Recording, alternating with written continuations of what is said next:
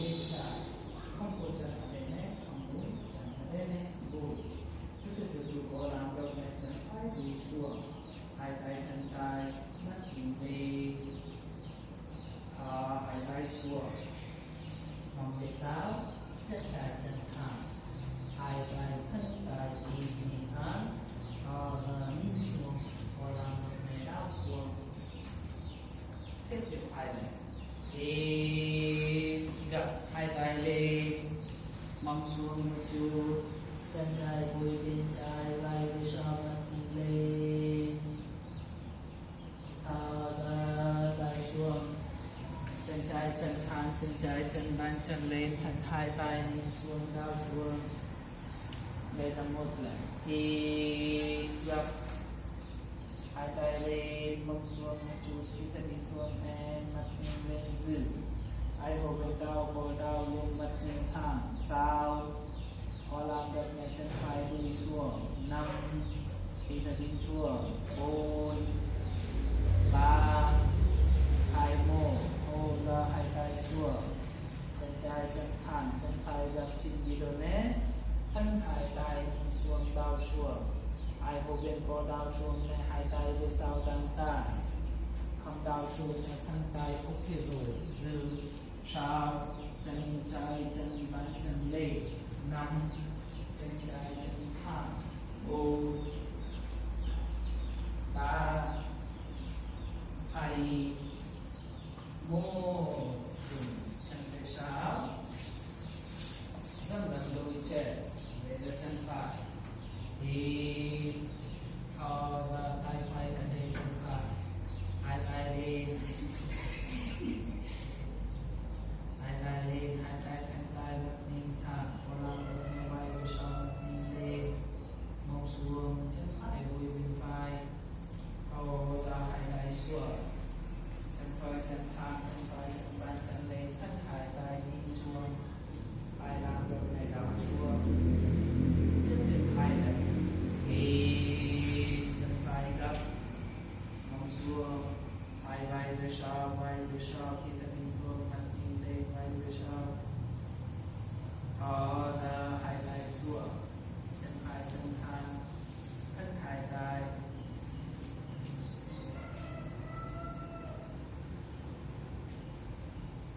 thì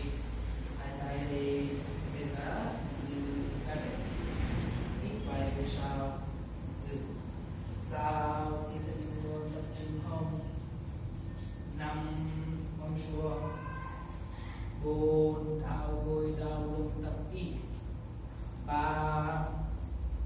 2, 1, thở hai tay xuống, chân phải chân thẳng, thân hai tay nhìn xuống, ai làm có là ra, ai có bên có đau xuống nhé, tay về sau đằng tay, giữ sao, 5, không sao, không đau xuống nhé, hai tay thân tay rồi, 4, 3, 2, 1, thở chân về sau, yes, giữ ở đây, em mà sao tập trung thở đủ,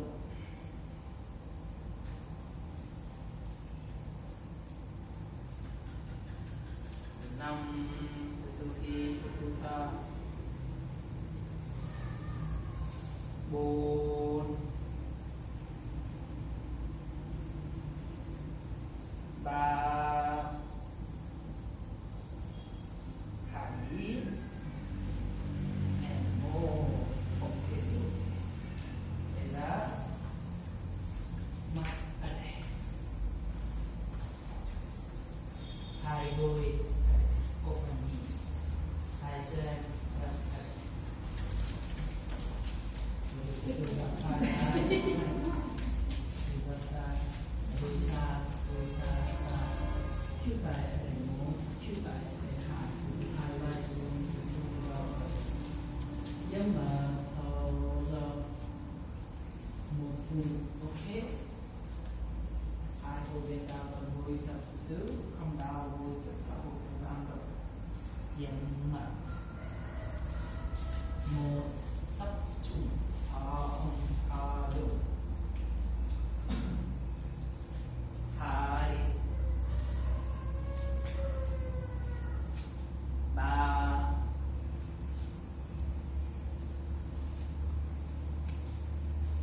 bốn năm sáu bảy tám chín một bây giờ ai một bên nào luôn ở đây giữ không đau luôn này hai tay ở đây mong ở đây xuống nè mong ở đây xuống nè chắc hiện tại hai vai lên ở đây gấp hiện tại gấp vai về sau mong không lên mong xuống chắc hiện tại vai mắt đi thẳng vai đến giữ tay sau mong này mong không lên thở lưng năm hai đau vui nắm tay bốn ba hai một thả hai vai xuống. Ok, bây giờ một bên đau vui tập thân này rồi không đau vui tập cái chân né một chân né để hai chân lên khác. Ok, từ từ vai lên em mong về sau mong xuống dần chân né khác mong xuống đau vui không đau. Ok, bây giờ tay cái này một tay ở đây vui một tay ở đây vui tất cả các điều gì nhưng lên hai vai về sau mắt có làm động là nhìn về sau không nhìn về sau mà nhìn thẳng. Ok,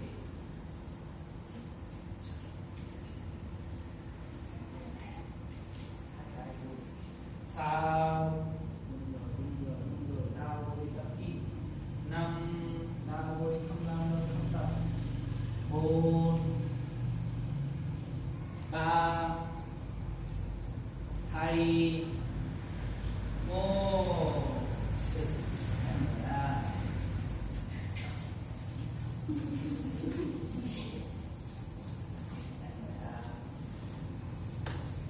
yes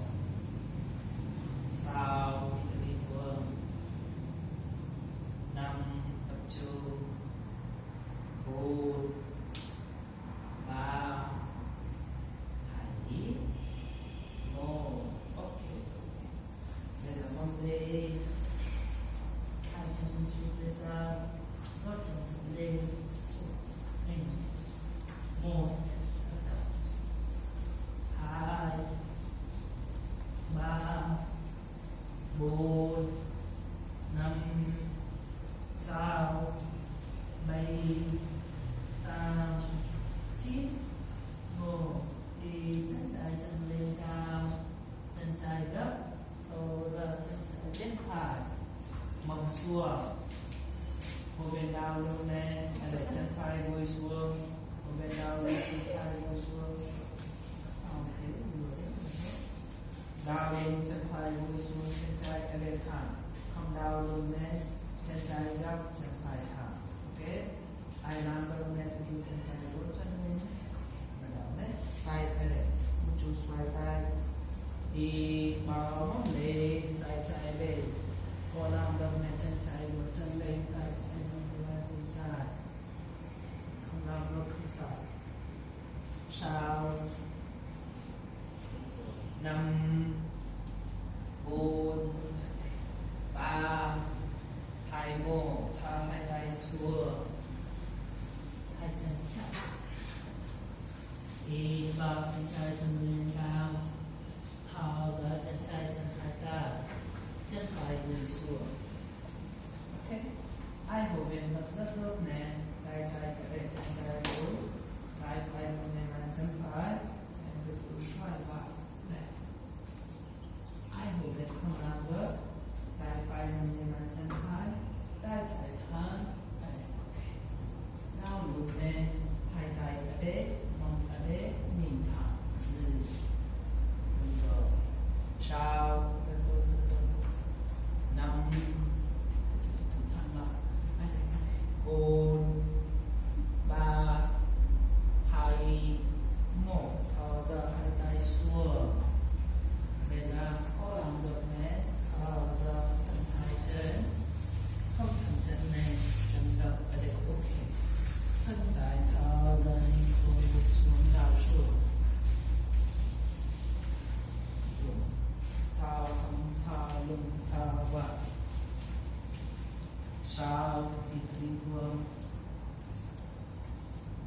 năm bây giờ tất cả hộp bên mông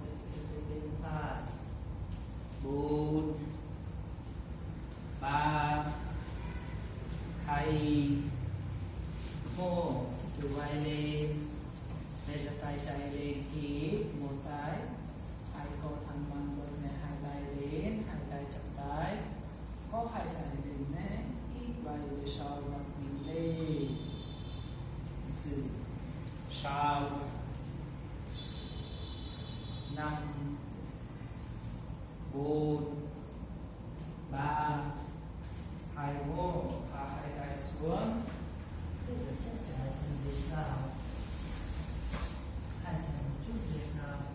gót chân lên, gót chân xuống, nhẹ nhẹ. 5 4 nhẹ, 3 2 1, rất là vui nhé. Thì chân phải lên cao, chân phải gấp, ô ra là bên trái, mông xuống, từ từ vai lên xoay, thì mông lên, từ xoay vai thì thân mình không đi về sau, và làm động này tay chân tay phải đồng nhiên tay chân phải đồng nhiên làm chân phải sau, một chân gấp, một chân thẳng, 5 4 3 2 1 thả hai tay xuống. Yes, đi chân phải chân lên cao, thả chân phải chân hai tay, chân trái cúi xuống, và làm động này tay phải ở đây gối, tay trái nằm lên bàn chân xoay vai, không làm được nhé, hai tay ở đây ok, một chút mong xuống, mắt nhìn lên ok, không nhìn lên nhìn thẳng ok, rồi giữ hai sau 5 4 3 2 1 hai tay xuống, tiếp tục chân phải chân thẳng, hai chân thẳng, không chân thẳng đâu ok, chân phải chân đất, đúng rồi, hai tay thân tay thả hút xuống đuôi, xuống xuống, hút xuống xuống đau xuống, đi theo mình hướng nhầm mà giữ lại, sau thả lưng, 5 tất cả hộp bên mông từ bên trái, 4 đi theo mình hướng, 3 2 1 từ vai lên, một tay tay phải lên, hai hộp bên hộp thẳng bằng rất tốt này, hai tay lên, không hai tay nhé, không sao, hai tay xuống, sau hai tay xuống, 5 4 3 2 1 thả hai tay xuống, chân về sau, em để bây giờ yes, ôi chút ra thẳng tay em mà giữ vậy, tất cả hộp bên tập trung, sau thả hông thả lưng, 5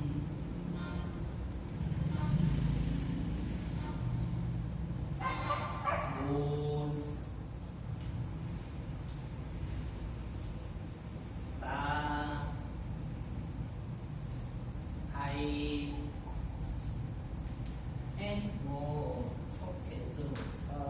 dạ, bây giờ đi này, từ từ chân phải sẽ lên bên phải, một lần nữa chân trái đuôi, chân phải chân thẳng, ok, hai tay lên thì tay trái lên tay, chân trái tay phải thẳng, hai tay thẳng lên về sau, sau xoay vai, 5 chân phải chân thẳng, 4 mở mắt, 3 2 1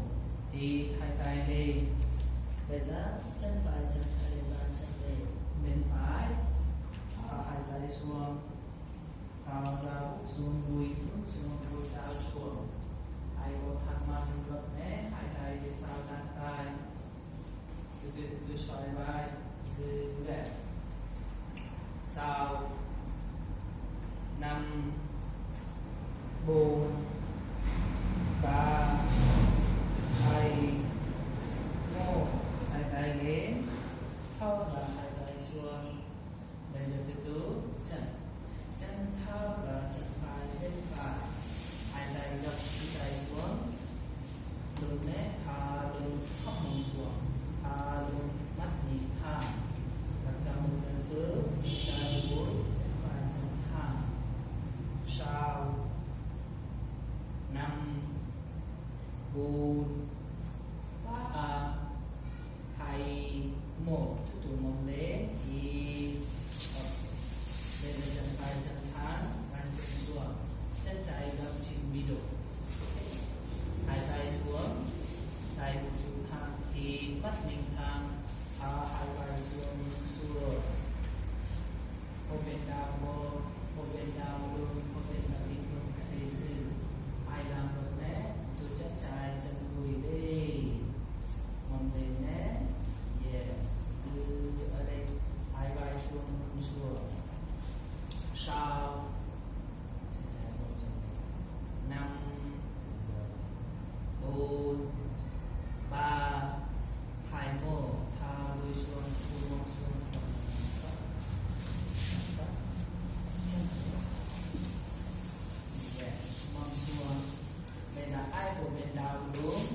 không bên đi xuống chân phải gập chỉ đi được ok hai tay gập tay ít tay xuống mặt tinh thẳng ok hai làm một nhé chân thẳng hai vai hai tay hít hai vai lên tất cả chân vai cô chân thẳng lên chân vai chân bàn chân lên từ tay về sau vai về sau mắt nhìn lên dư đào lưng hai tay gập tay dư sau tất cả một bên tập trung luôn 5 đi theo bình thường 4 một bên tập ở đây dư một bên tập bình thường qua làm được nên chân trái ra 3 2 1 thở ra hai vai xuống chân đi sáu thì hai vai lên thở nằm lên yes sắp xếp một chân lên chân xuống 5 4 3 2 1 ok dâng hai đuôi xuống đôi chân trái bên trái hít hai tay lên thả tay phải lên bàn chân phải tay trái thẳng hai vai thẳng mặt mình về sau tập trung đúng 5 hít thở bình thường 4 3 2 1 hít hai tay lên chân trái chân bàn chân lên bên trái thu ra hai tay xuống từ thao lưng xuống đuôi đạp xuống ai một bên con thẳng mặt luôn này hai tay về sau bàn tay dư ở đây sau 5 tất cả chân trái chân thẳng 4 3 2 1 thả hai tay xuống mắt nhìn thẳng bây giờ thở ra chân trái bên trái hai tay gập chân tay xuống không mông xuống tất cả một bên chân trái chân bàn chân lên chân phải gập trên mi đôi mắt nhìn thẳng dư sau thả đúng 5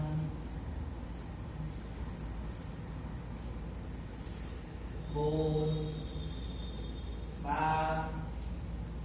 2 1 tiếp tục mông lên đây là chân trái chân thẳng chân phải gập trên mi đôi mắt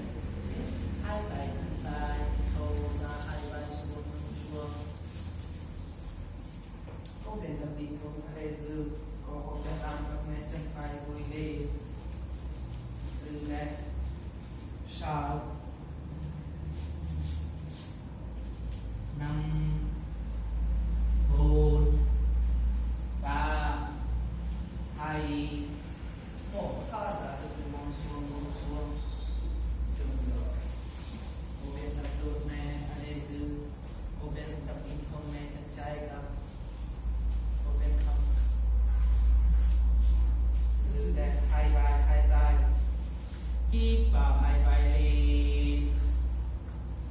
về sau khi ta đi qua dư ba đẹp